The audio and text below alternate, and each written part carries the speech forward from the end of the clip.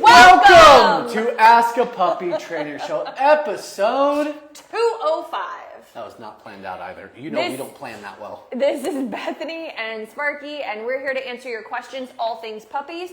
Please put your questions in the comments below, but I want age and breed of your dog, and we will prioritize people who show up. If we're answering any questions from our papers that are emailed or sent in to us in some way, if you guys respond in the chat and you say, that's me, and you say we have a follow-up question to your response, we're going to prioritize you guys because we like the back and forth through repeating. We like that. Prioritize.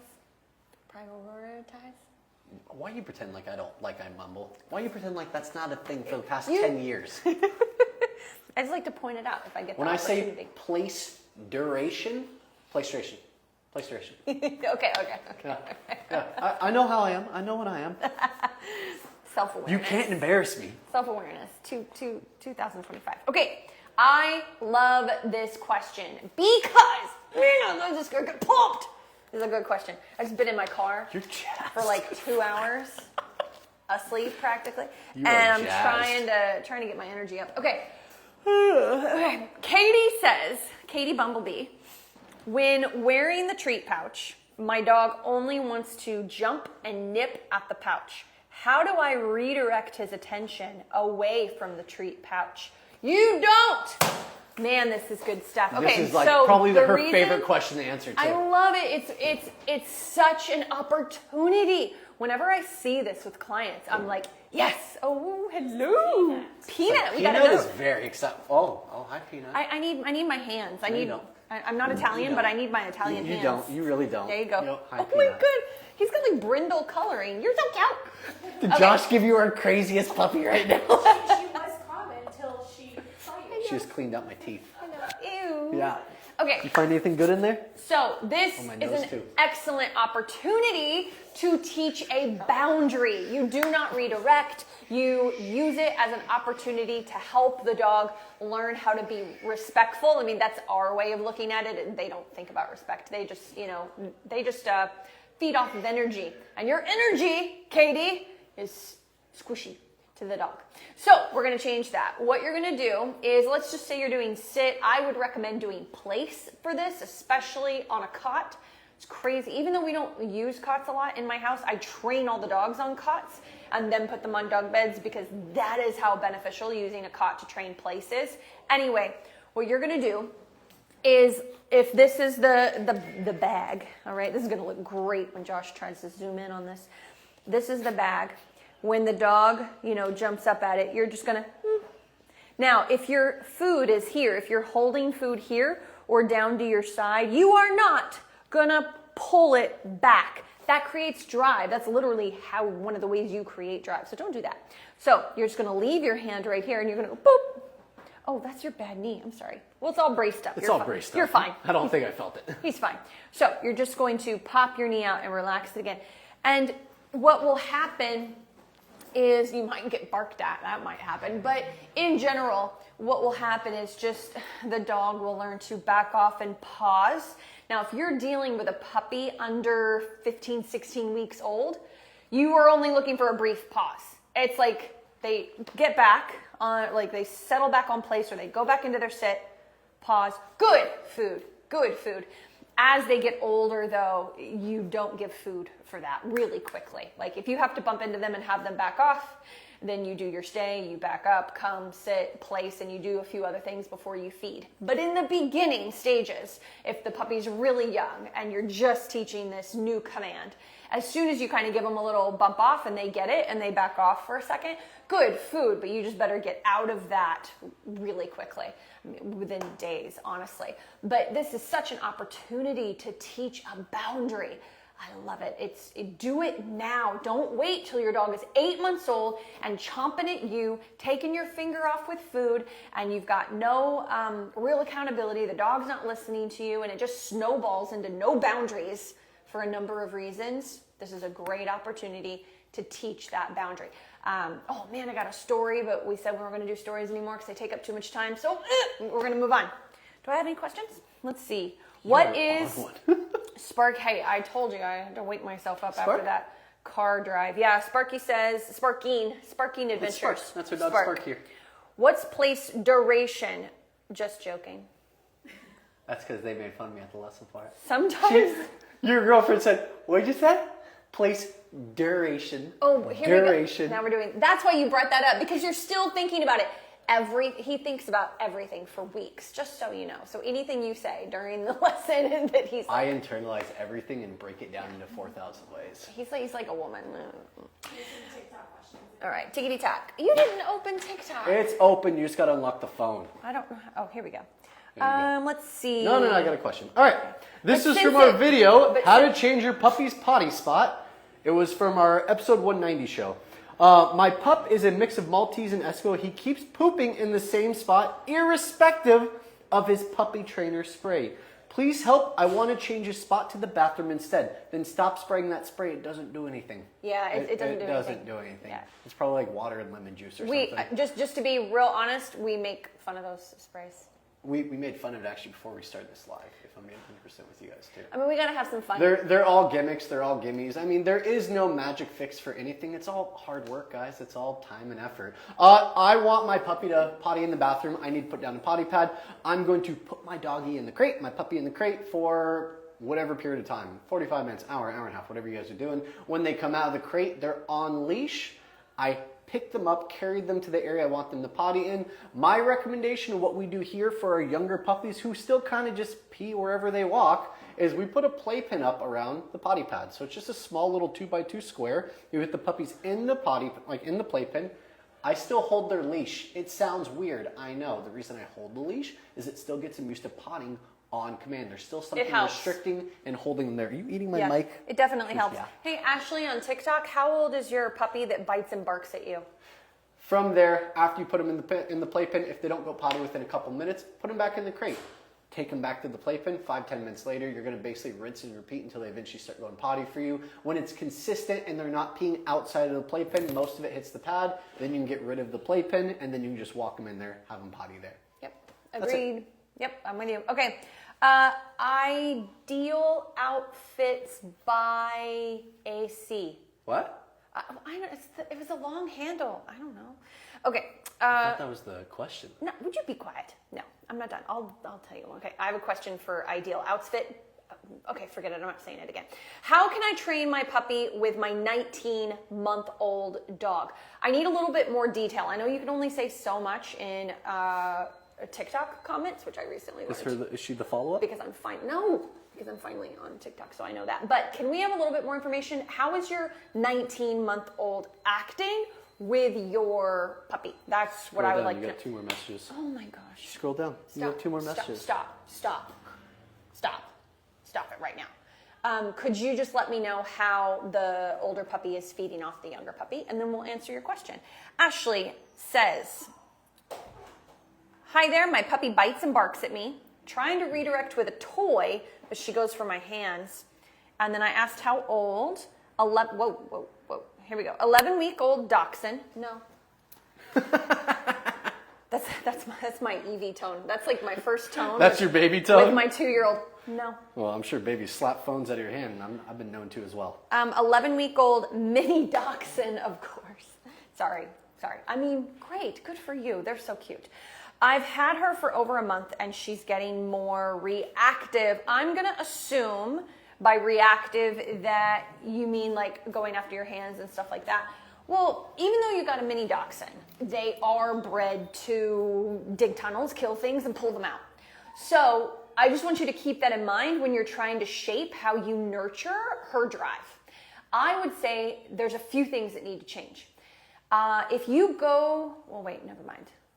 Ignore that I just said that. So if you get a, first of all, longer tug toy, so no ball or anything like that, maybe a ball on a rope, but get those long, thin tug toys that don't have any stuffing in them, and really make it clear where she's supposed to bite. So you need to be sitting on the ground with this type of dog. You cannot be up higher. The tugging should never be above her spine, which means you got to be on the ground, which can excite puppies, especially if they don't have a lot of boundaries, which I gave a perfect example of boundary setting earlier in this, just FYI. You could do that. But anyway, make it really clear. Break. This talk is like We're busy. Break, hand it over, really show it the middle, and tug gently, like super gently. And I'm not saying that she still won't go, but we have to teach her how to, not go for your hands right away. And what you're going to do is just take your time. Don't jerk it around quick, which is what everybody does trying to get their dog involved. If the dog already wants to bite and hold and tug, then you don't need to do that. I think I've already got a follow-up from you. Where is it? Nope, you're listening. Cool. So you're going to do that, and then you're going to work on out or drop it. We say drop it. Yes, we do. I say out.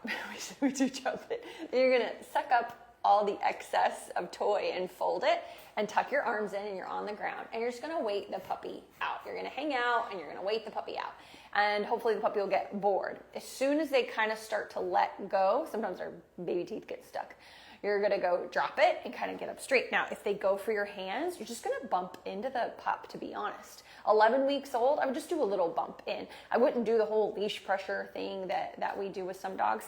Now, if your puppy escalates when you try to go no and just sit and redirect and break and give it to them again. If your puppy escalates when you try to do this process, there's a few things you can do. You can do a piece of like dry kibble on the nose to get the sit, but if kibble trumps the toy, that won't work. You could try a leash on the dog and just do a little bit of leash pressure. It won't take much, I don't think, with an 11-week-old, unless you've really got a little piranha that wants to kill things, which is a genetic thing. It's not your doing. You might have to be a little firmer, but 11 weeks old, just a little leash, like, hey, sit, good, break. Look, you get it back right away, and really helping with that dynamic. Don't try to redirect this. Work on thresholds, work on blocking.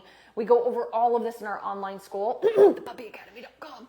And make sure you're building better boundaries in other parts of the house, like your thresholds, your crate, your food bowl, all that stuff. Place duration. You have anything else to add?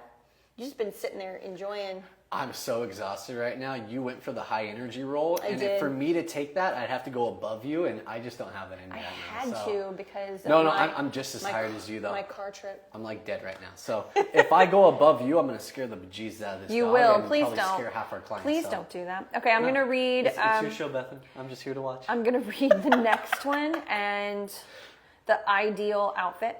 How can I train my puppy with my 19-month-old dog? They are golden, and he's always wanted attention. What's the gold? They're both Goldens? I think that's what that means. They are golden. So they're either great together, they're golden, or they're Goldens. I don't know. And he always... Can I finish? Yeah, go for it. And he's always wanted the attention. Can you scroll up so I can see the first part of it? No. Okay. I'm afraid he will hurt him for the treat.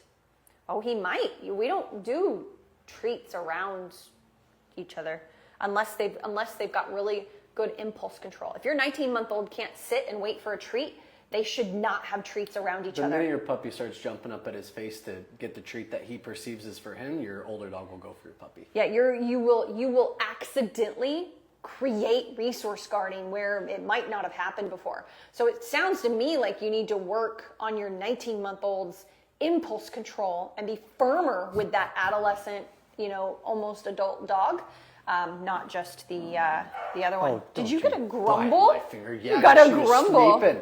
And you know what that means, guys? We're done. Here you go, Ricky. The minute we pick up our puppy and we get a grumble, if that dog was sleeping on the couch, she would be on the ground with a leash on place, doing a downstay for the next 25 minutes with me if I knew she was that far in her training.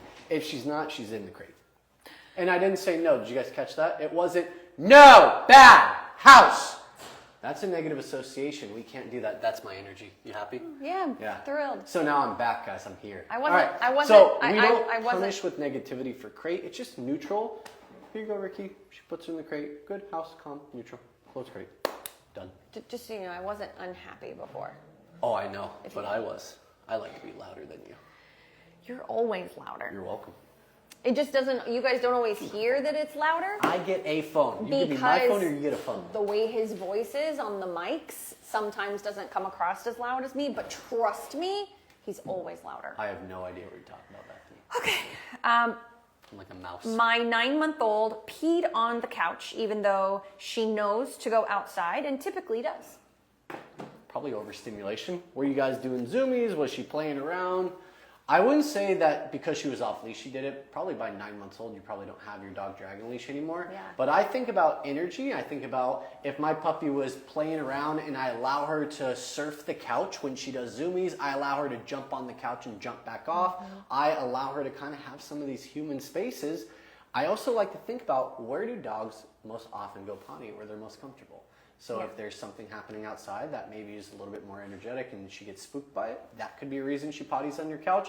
If she was playing and she's excited, why would she want to take a break outside when she has this comfortable couch to go on and then she can continue playing? Not every dog makes the perfect decision when they're overstimulated. Yeah.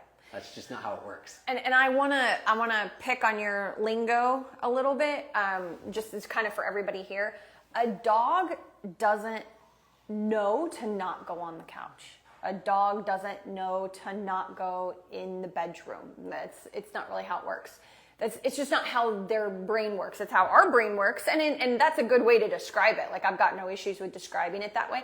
But if I want to get you into the dog psychology of it, it's not that they know not to go on the couch. It's just that for whatever reason, they didn't go outside on their own like they normally do, or let you know to go. Like, something different happened with that dog and they went, uh-oh, and I don't know what to do, so I'm just going to pee on the couch. And it could be for a number of reasons. You could have just had your door shut on accident. Yeah, but just because you've taught a dog to go outside of your home to pee doesn't mean that they know not to go inside. My dogs know not to jump on the counter.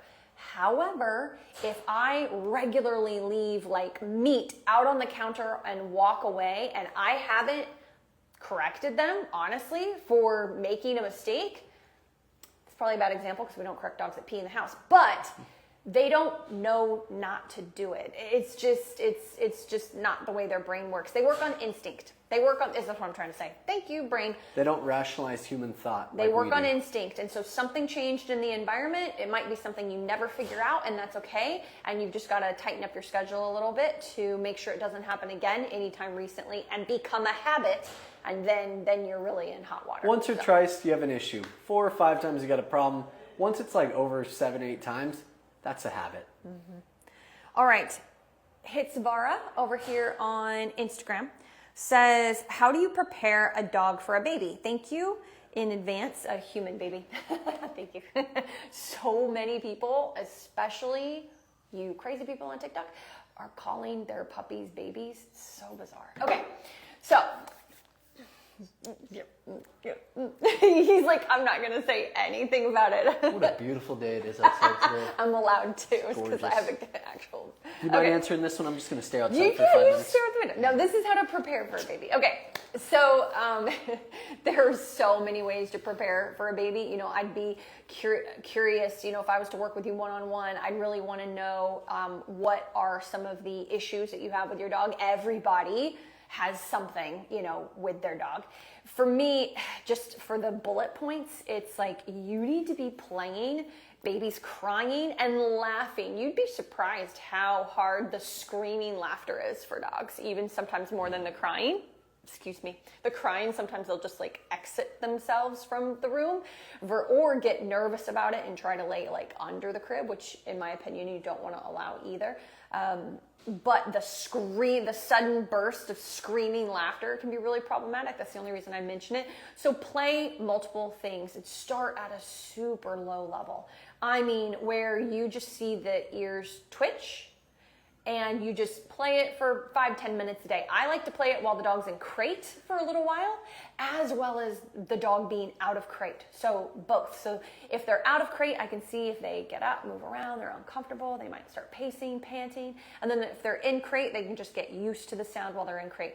And then you gradually make it louder and louder and louder, but you want to deviate, okay? Or deviate the levels. Deviate? That's not the right word. I'm sure you know what I mean. You're going to go up You're going to go down. Yeah, alternate. You're going to go up and you're going to go down. You're going to go up and you're going to go down. On the loudness volume, it's important not to just have a steady increase because dogs pick up on that just like people do. It's like torture. So their anxiety will spike with it. Yeah, you kind of see it. Yeah, you want to make it all over the place. The other thing is, my personal preference is to teach a really good out and a really good place command. So start practicing. I don't know, my little dog Happy, she loved paper towels and like tea towels, dish towels. So if we opened it or dropped it, she'd like pick it up and shake it or rip apart the towel. So practice dropping it and be like out. Practice teaching out away from you. Out, move into your dog, and your dog doesn't have to exit the whole room, but just moves away from you. This is the most valuable. I spent 3 months postpartum just telling my dogs out, out, out. I had 4, so it's a lot. But anyway, it was definitely the most valuable command. And you need to, if you don't have a really solid place duration, you got to teach, go to this spot, lay down, I can throw the ball across the room, and you will not get up and get it without permission. So start shaping that stuff. Front door, how's your dog at the front door? If they bark constantly at the mailman and people that come over and jump up when people come over, if that's the norm right now, oh man, you have really got to focus on that, or your dog's going to be crated for 3 to 6 months. Seriously, like that. So if you want your dog out with you when this stuff is happening, really focus on some boundaries around that. Anything else to add? I don't have a baby. Nope. I know. Way more equipped to answer this one. I was just being nice. I knew he did not want to answer it. But anyway, that's a good start. We can squeeze in one more. Do you have any on TikTok? Or I'll look. You're just very slow today.